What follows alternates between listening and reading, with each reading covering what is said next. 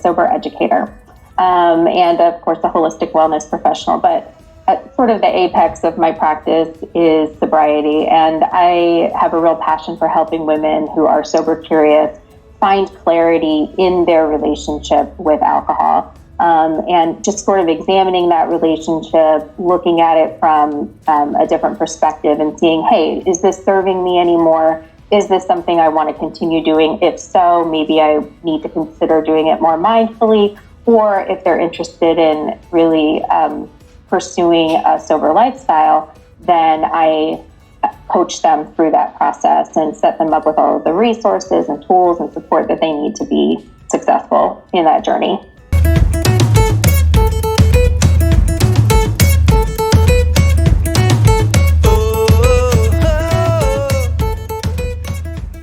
I come from a long history of drinking, meaning that it was something that was just very, very normal in my household. Everyone in my family drank, everyone that they hung out with drank. It was just sort of a very social, normal thing to do. There were also some dark times in my childhood where I saw kind of the darker side of alcoholism and things like that. But it wasn't something that, as a teen, I was like, oh, I want to sneak out and drink, because it was always pretty accessible to me. So there was never really a draw, ironically, to drinking for me. And I didn't even really begin until I was probably past college, or no, I would say a little bit in college, but nothing crazy. And then, in my 20s, kind of just drank like everyone else, happy hours, here and there. It wasn't really until, I would say, after my son was born and motherhood and really adulting kind of started kicking in, and there was a lot of responsibilities. I was trying to climb the corporate ladder and take care of an infant. And, I had a failing marriage going on and parents getting sick. And there was just a lot, I'm sure everyone can relate. And so what was once something that I did sort of socially, I noticed sort of starting to shift to not something I was doing so much to have fun, but something I was doing or using to relax or just to cope. And I think that's really where, I describe my journey into heavier drinking as a slow burn. It wasn't something that happened overnight. It wasn't something that happened quickly. It just was like little by little by little, something just started feeling really misaligned with that. And, on the outside, and I'm sure a lot of people relate to this as well, is everything was together. I was still doing really great at work. I was climbing the corporate ladder. I was being an awesome mom and friend and all these things. But internally, there was just something I couldn't quite put my finger on. So it wasn't until I started really examining that relationship and stepping back and asking, what's going on here? Why am I doing this? Getting to the root of why I was really drinking, what you're really seeking. It's oftentimes more about that than the actual drinking itself. It's why are you really doing it?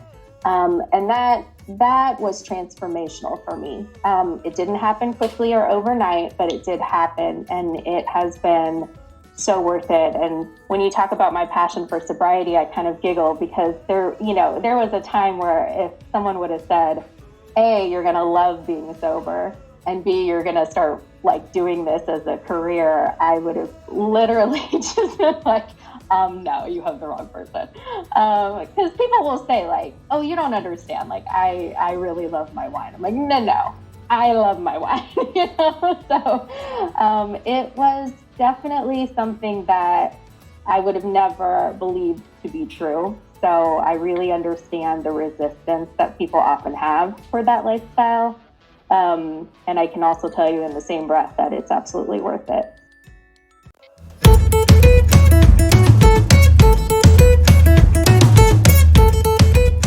By and large, I see a lot of really ambitious women. I work with women primarily, so I see a lot of ambitious women, a lot of working professionals, a lot of go-getters, successful, go hustlers, they're getting it done and multitasking, which we as women, we do, right? Especially moms. And I do see to that end a lot of mothers.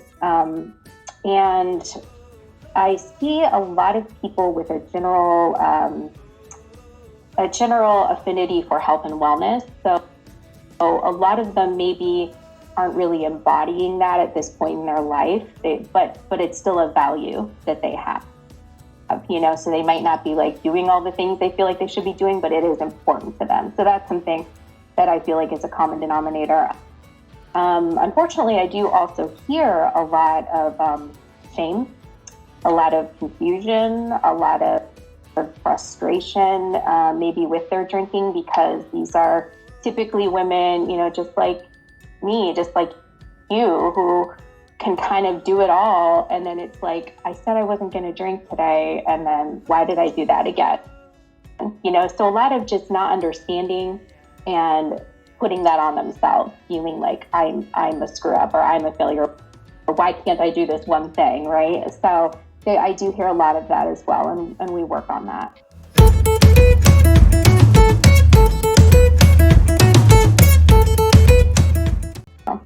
Gosh, it's crazy how much alcohol has really, it's not really a secret that drinking has increased during the pandemic and during isolation. And in a lot of ways, like, my heart goes out to people, because there's no judgment from me. I don't blame anyone one bit for seeking that sort of like relief, or increasing what you think works. That's problem solving, and I completely understand it. But it also breaks my heart, because there is just so much of that happening, and so that fear and shame and all of that was existing before is now just even more.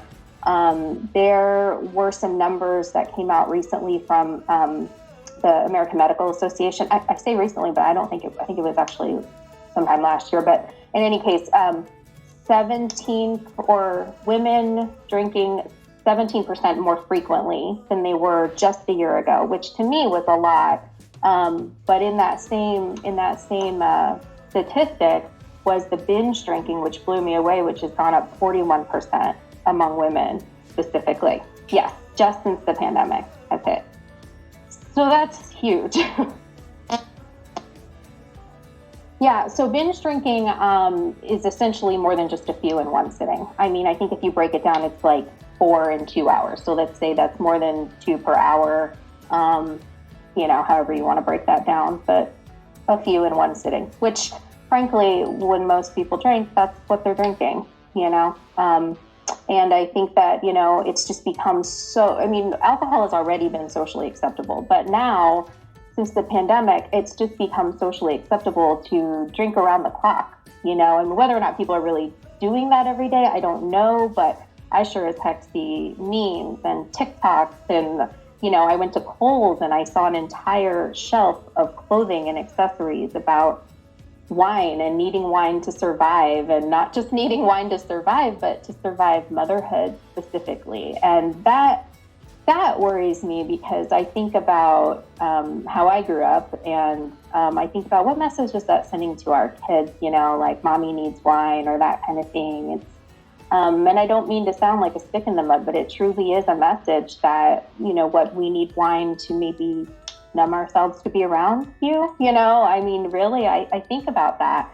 And I also think about the slippery slope that it's a dangerous slippery slope to make something so cute and glitzy and, call it fun, when it can be, but it can also be very, very serious and have really serious implications. And for some people, it's a life or death situation. So it is addictive. It can be fatal. And I just think we need to keep that in mind in light of the filters and the funnies, right?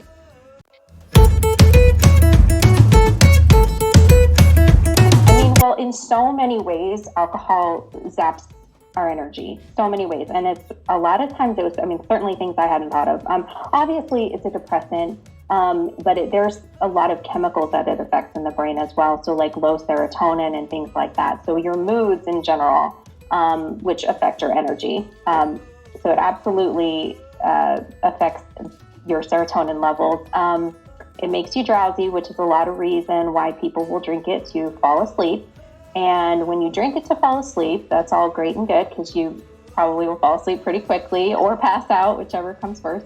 But you will not get the deep sleep that you're hoping to get. In fact, alcohol completely inhibits you from getting any REM cycle sleep. So you may or may not have noticed this, but when you have a night of heavy drinking, oftentimes you'll wake up in the middle of the night. I call it the 3 a.m. waking up.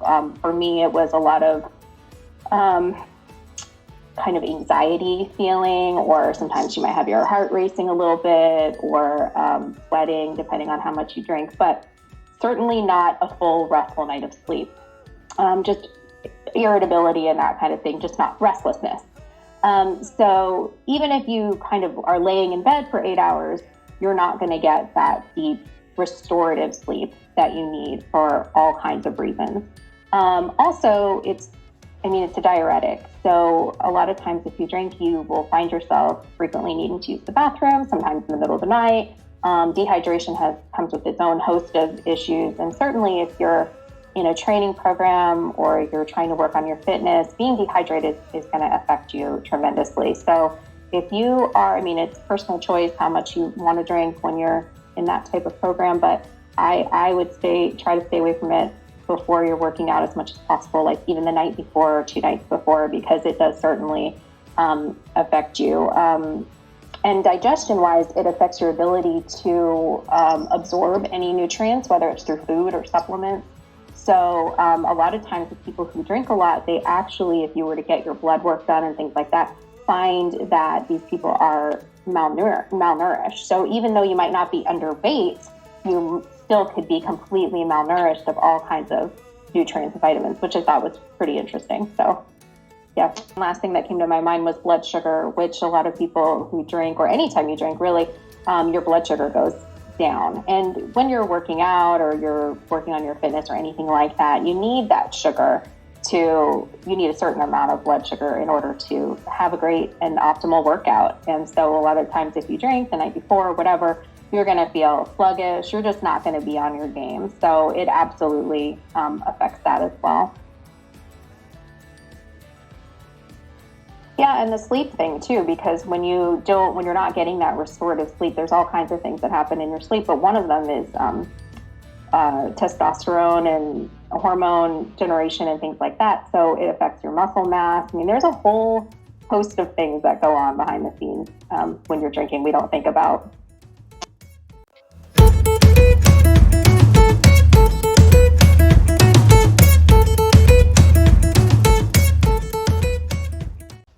Well, I think it's a really individual question. But in broad strokes, I would say that, yes, it is true that red wine, for instance, has a certain amount of anti-inflammatory properties and antioxidants and things like that. But I think that we need to remember that that's assuming that the person is drinking that in regular, small, controlled quantities, and that is not often what's happening.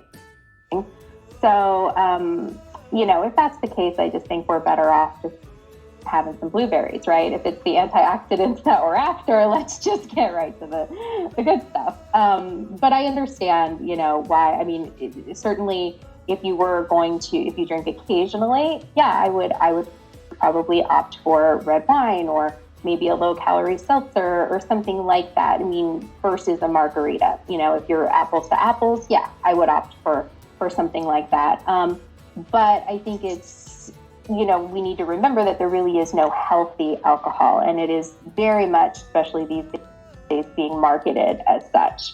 And it just isn't. There is such a thing as moderation. There is such a thing as, drinking responsibly, as they say. But sugar is addictive and alcohol is addictive. And marketing is being geared for us to buy those products because they know that the more that we indulge in them, the more we want them. That's just the way it works. So we just have to, in fact, I read something recently, I wish I could remember where it was, but it had said that if alcohol came on the market like nowadays with the restrictions that they have in place, that it would not even be approved by the FDA because of the level of carcinogen that it is now. So, it is ethanol, it is, so I'm not against drinking. I'm not against, I'm going to choose between the healthier option or anything like that. But I just think that we need to remember that, or just be educated about what it is that we're putting in our bodies. So that's really important because, we can glitz it up with all the labels and stuff. My dog wants to say hi. I'm sorry. But anyway, she's very insistent. But yeah, so, it's just a matter of being aware of what we're putting in our bodies. So.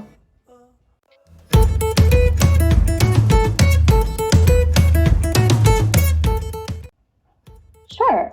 So I'm actually just in the process of moving all of my stuff over to my Jacq Maren. So if you go onto Facebook, I'd love some new followers. It's Jacq Maren. It's at JACQMAREN is how you spell my name.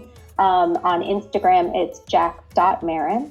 And then my website is jackmaren.com. And we are actually starting a 3-week Cork It to Clarity challenge that starts on March 1st. That will be exactly what we talked about, where it's 21 days of exploring your relationship with alcohol. It's a really great experience. You really have nothing to lose. So I would love to see some of your transformers take a stab at it. It's going to be a lot of fun, and we always meet some really great people from all over. So.